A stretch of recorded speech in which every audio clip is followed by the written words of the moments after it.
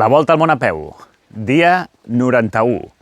Dobro jutro des de Dalmàcia. Ahir vaig caminar 45 quilòmetres. I què tal? Què tal el turmell? Doncs bé. Quan fico en alguna pedra que està una mica...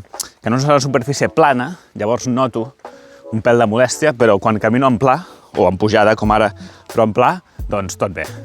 Com ahir vam fer tants quilòmetres, avui arribem a Dubrovnik. Jo tenia pensat que arribaríem demà, però no, al final arribem avui. Que ja m'està bé, perquè realment Croàcia m'està prenent més temps del que a mi em pensava. No és drama, però hem fet moltes missions secundàries, vam anar a Zagreb, després, vaig parar els primers dies a Buset per la pluja, després això de Sarajevo, a Split també vaig parar, en fi, he fet moltes parades. I per fi avui arribem a Dubrovnik, que és una de les últimes parades del país abans d'entrar a Montenegro, i tinc moltes ganes de visitar, no he estat mai, i tinc moltes ganes perquè sóc molt fan de Joc de Trons, cançó de Gel i Foc. 8:30, abans d'arribar a Dubrovnik hem de fer 35 quilòmetres i primer de tot baixarem fins a Slano, on aniré a la fleca a comprar alguna cosa per esmorzar.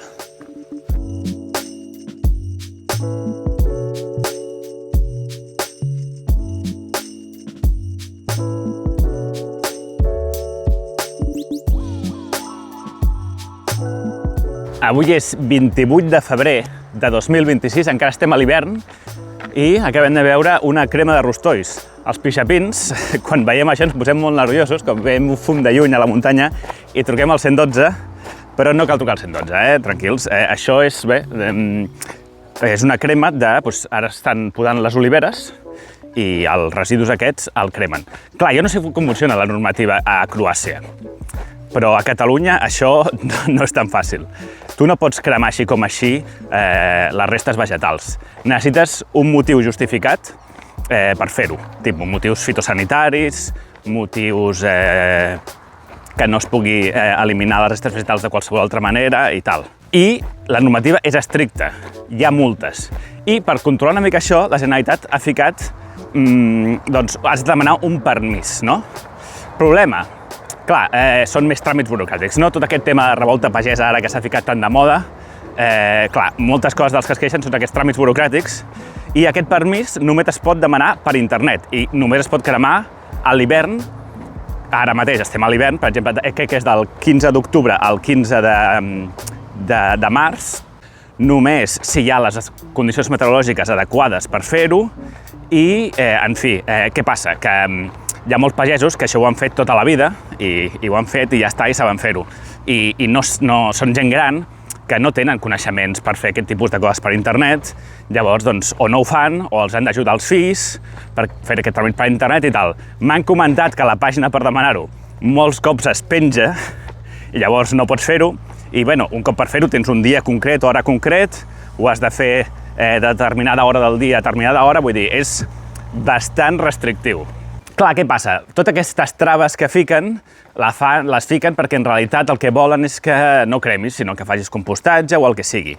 Que està molt bé, però al final el resultat és que la gent no fa, no poda, no talla o deixa les restes allà sense cremar a l'hivern i a l'estiu tota aquesta malesa o vegetació que queda al terra o no podada crema. I crema, i llavors és quan hi ha el perill d'incendis. En fi, és com una mica contradictori. Avui teníem dues opcions. Una era anar per la carretera, tot per la costa. Carretera bastant en trànsit i arboral, com ahir. O opció 2, anar per la carretera interior. Problema, requereix fer una pujada bastant bèstia, que és aquesta que veieu aquí. Bèstia, a veure. Uns 400 i pico de desnivell positiu, ara de cop i volta, pum. Per sort estic ben alimentat perquè he esmorzat un superbúrec de formatge, un fals búrec de formatge. Molt bo, tu. Vinga, som-hi.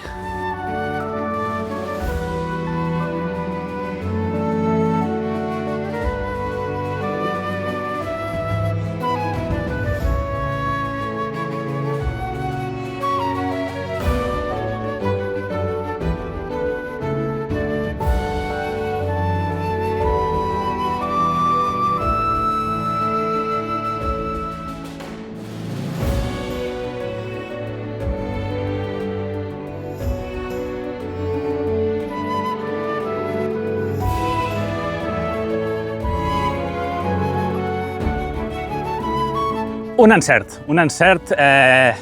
Sé que ha calgut pujar de forta, però ha valgut la pena perquè és que crec que des que hem passat per aquí ha passat un cotxe només. I espectaculars vistes tant de la muntanya, de les oliveres, del mar, allà lluny, amb aquestes illes aquí que són taques, no? Sembla sud-est asiàtic una mica, si ho mires des de lluny.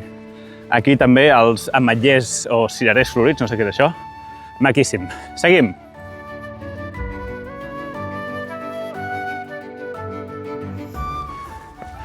Canvi de paisatge. Ahir us deia que estàvem tipus al Montseny, no?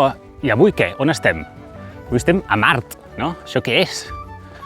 Completament sec. I el que sorprèn és que hi hagi tots aquests murs de pedra seca i aquestes divisions de les parcel·les. No sé molt bé què plantaven aquí, perquè, ostres, això és completament sec, Pobra gent devia passar gana.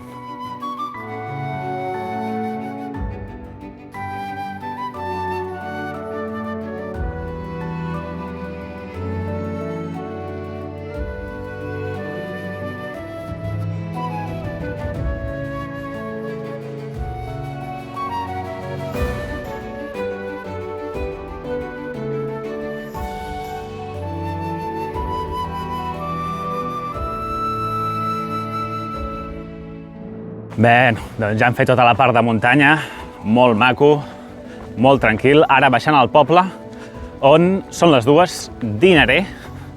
I d'aquí poc, en principi, hi ha un supermercat a veure si puc comprar un refresc i un iogurt. No, estava tancat. Hi havia 2 supermercats, un tancat fins l'estiu i l'altre obert només... O sigui, tancava de 12 a 4, i són les 2, per tant, res. Aquí estic a l'ombra d'una excavadora giratòria. Vaig a menjar una mica, tinc menjar, Vaig a menjar pa amb...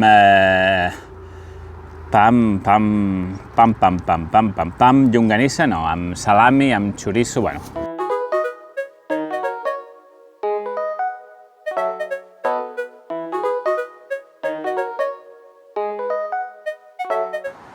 Quan tens la gorra, em queda la marca, Fixeu? Bé, ara sí, parada al supermercat, refresc, 2 peres i, atenció, apropa't, càmera, sisplau. No és un iogurt, és que hi ha 2 coses aquí, a Croàcia. Hi ha el iogurt normal, que té un 2, no sé quant de matèria grassa, i això, que no és un iogurt, no sé què és com una crema àgria, com una... no ho sé, però es pot menjar com un iogurt, a cullerades. I té un 12% de matèria grassa. Està brutal, això. Això m'encanta, però... m'encanta, està boníssim. Té moltes més calories, que ja va bé. Queden uns 12 quilòmetres fins a Dubrovnik, petita parada i seguim.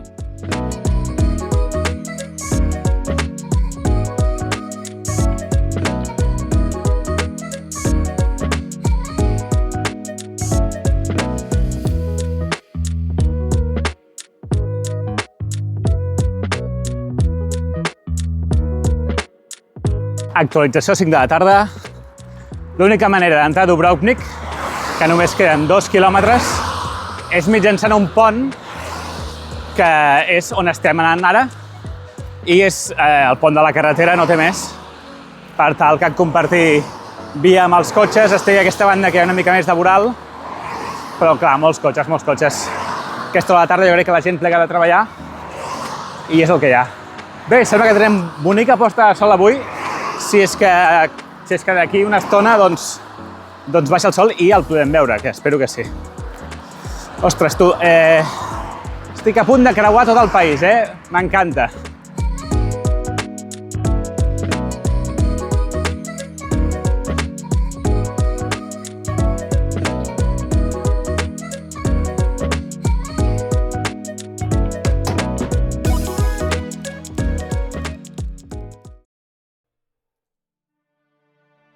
Arribada èpica a Dubrovnik. Escenari de la sèrie Joc de Trons. A la realitat, antiga capital del regne de Ragusa, que és com es deia quan es va fundar. A la ficció, King's Landing, capital dels 7 regnes. A la realitat, fundada al segle VII després de Crist per refugiats romans. A la ficció, fundada a l'any 0 per Aegon I Targaryen, el Conquistador. Les imponents muralles, potser les més espectaculars que he vist mai, et transporten directament a l'escenari de la sèrie i dels llibres. Quan van arribar els eslaus, es van començar a assentar a les afores de la ciutat i van començar a referir-s'hi com a Dubrovnik, i aquest nom es va acabar imposant al de Ragusa. Aquest és el lloc més visitat de Croàcia i un dels més turístics d'Europa. Però tant a la nit com al dia següent pel matí estic gairebé sol, un privilegi. Lliçó: s'ha de visitar Croàcia a aquesta època de l'any. L'únic que no pots fer és banyar-te al mar. Tant Dubrovnik com King's Landing van patir innumerables calamitats. Setges, invasions, terratrèmols, destruccions, incloent un massiu terratrèmol al 1667. Però la ciutat sempre ha mantingut la seva essència medieval i el 1979 va ser declarada Patrimoni de la Humanitat per la UNESCO. Croàcia, Dubrovnik, religió, catolicisme. King's Landing, ponent, religió, la fe dels set. Em sento en una pel·lícula pujant les escales del Septe Baleor. Mireu quin pont elevable, només falten els cocodrils al fossar. Shame, shame, shame, shame, shame, shame. Ales negres, paraules negres. La ciutat més espectacular de la volta al món a peu, Dracaris. I una de les millors de la meva vida. Bona nit, Valar Morghulis.